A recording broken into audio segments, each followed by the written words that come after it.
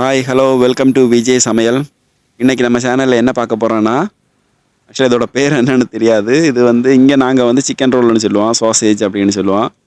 Correct பேர் என்னென்னு தெரில. மேபி இது ஒரு சைனீஸ் ஐட்டமாக இருக்கலாம்னு நினைக்கிறேன். நம்ம ஊரில் வந்து சாண்ட்விட்ஜு, அப்புறம் பர்கர், பீஸா அந்த மாதிரி ஐட்டத்துல எல்லாம் ஃப்ரை பண்ணி வச்சுருப்பாங்க. நார்மலாக கிடைக்குமா என்னென்னு தெரியல எனக்கு. இங்கே வந்து இது நிறைய கிடைக்கும். நாங்கள் வாங்கி இதை ஒரு கிரேவி பண்ணுவோம் சாப்பாட்டுக்கு. அப்படி இல்லைன்னா இந்த மாதிரி ஒரு ஃப்ரை மாதிரி பண்ணிட்டோன்னா நல்ல ஒரு சைட் டிஷ்ஷு பக்காவாக இருக்கும். சப்பாத்தி, பரோட்டா இந்த மாதிரி எல்லாம் சாப்பிடும்போது சூப்பராக இருக்கும். அதுக்கு நல்ல காம்பினேஷன் இது. நல்ல டேஸ்ட்டாகவும் இருக்கும். இந்த ரோல் வாங்கி இப்படி ஒரு குழம்பு மாதிரி வைக்கிறது நம்ம ஆளுங்களாக தான் இருக்கும். வேறு யாரும் இதை இப்படி பண்ண மாட்டாங்க. நார்மலாக இதை ஃப்ரை பண்ணி ஒரு ஒரு கேக்கு இல்லை ஒரு பன்னு அந்த மாதிரி வச்சு சாப்பிடுவாங்க, சாண்ட்விச் மாதிரி. நம்ம ஆளுங்க இதை வந்து குழம்பு மாதிரி பண்ணுவாங்க. இதுக்கு முதல்ல அந்த ரோலை வந்து சின்ன சின்ன பீஸாக கட் பண்ணி நான் எடுத்துருக்கிறேன். இங்கே பாருங்கள், சின்ன சின்ன பீஸாக கட் பண்ணி எடுத்துருக்கிறேன். எடுத்துகிட்டு நம்ம இதை என்ன பண்ண போகிறோம்னா, எண்ணெயில் போட்டு பொரிச்சு எடுக்க போகிறோம். ஃபஸ்ட் இதை பொரிச்சிட்டு தான் அப்புறமா தான் இது வைக்கணும். அப்படி இல்லைன்னா அதுலேருந்து ஒரு பச்சை ஸ்மெல்லு நமக்கு பிடிக்காது. நம்ம ஆளுங்களுக்கு, அவங்க சைனீஸ் எல்லாம் சாப்பிடுவாங்க. ஆனால் நம்ம வந்து கொஞ்சம் ஃப்ரை பண்ணி சாப்பிடும்போது தான் அதோட டேஸ்ட் நல்லா இருக்கும். இதை வந்து ஃப்ரை பண்ணுறதுக்காக ஒரு பேன் அடுப்பில் வச்சுருக்கிறேன். அதில் எண்ணெய் ஊற்றிக்கலாம். நார்மல் எண்ணெயே போதும், வேறு எதுவும் ஸ்பெஷல் எண்ணெயெல்லாம் தேவையில்லை. சும்மா பொரிக்க மட்டும்தான் போகிறோம். இந்த எண்ணெய் வந்து சூடானதுக்கப்புறமா இந்த ரோலை வந்து இதுக்குள்ளே போட்டு நம்ம ஃப்ரை பண்ண போகிறோம். எண்ணெய் பாருங்கள் நல்லா சூடாயிருச்சு. எண்ணெய் சூடாயிருச்சு. இப்போ நம்ம அதை போட்டு கொஞ்சம் கொஞ்சமாக ஃப்ரை பண்ணி எடுத்துடலாம். கருகக்கூடாது. ஓரளவுக்கு தீ வந்து நார்மலாகவே வச்சுக்கோங்க, ரொம்ப கம்மியாகலாம் வைக்க வேணாம். நான் ஆல்ரெடி அது கொஞ்சம் கூலிங்காகவே இருக்கும். அதனால தான் எண்ணெயில் போட்டோன்னே இந்த மாதிரி தெரிக்குது. மொத்தமாக அதில் கொட்டி ரொம்ப கருகாமல் தீ கம்மியாகவும் வைக்கக்கூடாது. தீ கம்மியாக வச்சிங்கன்னா ஒரு மாதிரி சப்புன்னு ஆயிரும். அதனால் ஓரளவு மீடியம் தீயிலே இருக்கட்டும் வச்சு இதை வந்து ஒரு 2 நிமிஷம் போல் ஃப்ரை பண்ணி எடுத்துருவோம். பாருங்கள், ஓரளவுக்கு நல்லா ஃப்ரை ஆயிடுச்சு. நாங்கள் இப்படியே எடுத்து சாப்பிட்ருவோம். இப்படி சாப்பிட்டா கூட செம டேஸ்ட்டாக இருக்கும். இது சும்மாவே இப்படி சாப்பிடலாம். சாப்பிட்டுட்டு இதில் வந்து கொஞ்சோண்டு ஒரு வெங்காயம், ஒரு தக்காளி எடுத்து கடிச்சிங்கன்னு வச்சுக்கோங்க, வேறு லெவலில் இருக்கும். அந்த அளவுக்கு டேஸ்ட்டாக இருக்கும். பொரிச்ச உடனே இது சாப்பிடும்போதும் நல்ல டேஸ்ட்டாக தான் இருக்கும். இது ஆக்சுவலாக அப்படி சாப்பிடலாம். பொரித்து சாப்பிடுவாங்க, இல்லைன்னா வேக வச்சு சாப்பிடுவாங்க. நம்ம ஆளுங்க தான் இந்த மாதிரி குழம்பு மாதிரி வைப்பாங்க. இன்னும் நிறைய பேர் பெரிய சாம்பார் ரேஞ்சுக்கெல்லாம் வைப்பாங்க குழம்பு. இது வந்து அதை விடவும் இது கொஞ்சம் கிரேவி மாதிரி வச்சிங்கன்னா சூப்பராக இருக்கும், பக்காவாக இருக்கும். ஒரு நல்ல ஒரு சப்பாத்தி, இட்லிக்கு இல்லை ஒரு சாதம் பண்ணும்போது கூட அந்த சாதத்துக்கு ஒரு ரசம் இல்லை ஒரு மோர் குழம்பு வச்சிங்கன்னா அதுக்கு வந்து சைட் டிஷ்ஷுக்கு இது செமையாக இருக்கும். இப்போ இதெல்லாம் ஃப்ரை ஆயிடுச்சு. இப்போ ஒரு பாத்திரத்தில் இதை மொத்தமாக எடுத்துடலாம். பாருங்கள், எல்லாம் நல்லா அழகாக பொரித்து எடுத்துட்டேன். இப்போ நம்ம ஒரு கடாயை அடுப்பில் வச்சு இதை வந்து கிரேவி பண்ண போகிறோம். ஒரு கடாயை அடுப்பில் வச்சு அது சூடானதுக்கப்புறமா நம்ம ஆல்ரெடி பொரிச்ச எண்ணெய் இருக்குங்களா, அந்த எண்ணெயிலே கொஞ்சம் எண்ணெய் ஊற்றிக்கலாம். தனியாக எல்லாம் எண்ணெய் வேணாம், அந்த எண்ணெயை எடுத்துக்கலாம். தேவையான அளவு எடுத்துக்கோங்க எண்ணெய். எண்ணெய் கொஞ்சம் மிச்சம் இருக்குது. நான் அப்புறம் வேறு ஏதாவது வறுக்கிறது இல்லை பொரிக்கிறது அதுக்கு ஏதாவது யூஸ் பண்ணிப்பேன் எண்ணெயை. தேவையான அளவு மட்டும் எண்ணெய் எடுத்துக்கோங்க.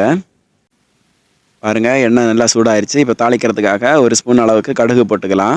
அது கூடவே கொஞ்சம் கறிவேப்பிலை போட்டுக்கலாம். கறிவேப்பிலை நல்லா பொரிஞ்சு வரட்டும். கறிவேப்பிலை நல்லா பொரிஞ்சிருச்சு. இப்போ நான் இதுக்காக ஒரு 2 வெங்காயம் எடுத்து சின்ன சின்ன பீஸாக கட் பண்ணி வச்சுருக்கிறேன். அது கூடவே 2 பச்சை மிளகா, கொஞ்சோண்டு பூண்டு வந்து கட் பண்ணி வச்சுருக்கிறேன். நீங்கள் பூண்டு, இஞ்சி 2ஐயும் சேர்த்து ஒன்றா கூட அரைச்சிக்கலாம். நான் இது தனியாக வெட்டியிருக்கிறேன். இஞ்சியை நான் அப்புறமா தனியாக போட்டுக்கிறேன். இதை போட்டு லைட்டாக வதக்கிடலாம். இப்போ பாருங்கள், வெங்காயம் ஓரளவுக்கு நல்லா வதங்கிருச்சு. ஓரளவுக்கு நல்லா வதங்கணும், ரொம்ப பச்சையாகவும் இருக்கக்கூடாது வெங்காயம். அதுக்கப்புறமா நான் ஒரு கொஞ்சோண்டு இஞ்சி எடுத்து சதைச்சி வச்சுருக்கிறேன். இந்த இஞ்சியையும் கூட இதில் சேர்த்துக்கலாம். அதையும் சேர்த்து அதோட பச்சை வாசனை போகிற அளவுக்கு நல்லாவே வதக்கி எடுத்துடலாம். இப்போ பாருங்கள், வெங்காயம் நல்லா வதங்கிருச்சு. இப்போ மசாலா சேர்த்துக்கலாம். கொஞ்சோண்டு மஞ்சத்தூள் போட்டுக்கிறேன். இப்போ அது கூடவே 1 ஸ்பூன் அளவுக்கு மிளகாய் தூள் போட்டிருக்கிறேன். ஒரு 3/4 ஸ்பூன் அளவுக்கு மல்லித்தூள் போட போகிறேன். இதையெல்லாம் போட்டு நல்லா கிளறிடணும். இப்போ நான் வீட்டிலேயே நம்ம செஞ்ச கரம் மசாலா தூள் போட போகிறேன். சப்போஸ் நீங்கள் கரம் மசாலா தூள் எதுவும் இல்லை, போடுறதுக்கு இல்லை அப்படின்னா நீங்கள் தாளிக்கும் போதே ஏலக்காய், பட்டை, கிராம்பு அந்த மாதிரி ஐட்டம் போட்டு தாளிக்கணும். ஏன்னா அதோட கொஞ்சம் வாசனை வேணும்.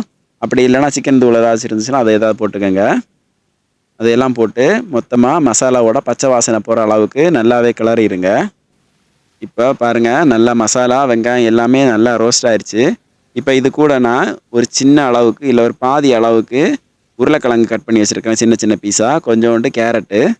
இது சும்மா நான் போடுறேன், எனக்கு குழம்பு பத்தாதுங்கிறதுனால நான் போடுறேன். நீங்கள் உங்களுக்கு வேணும்னா போட்டுக்கலாம், இல்லாட்டியும் பரவாயில்ல. இது போட்டிங்கன்னா அந்த காம்பினேஷன் கொஞ்சம் நல்லா இருக்கும். ரொம்ப போராலாம் இருக்காது, ஓரளவுக்கு நல்லா டீசெண்டாக இருக்கும். இதையும் போட்டு அது கூடவே கொஞ்சம் நேரம் அப்படியே வதக்கி விட்டுடலாம்.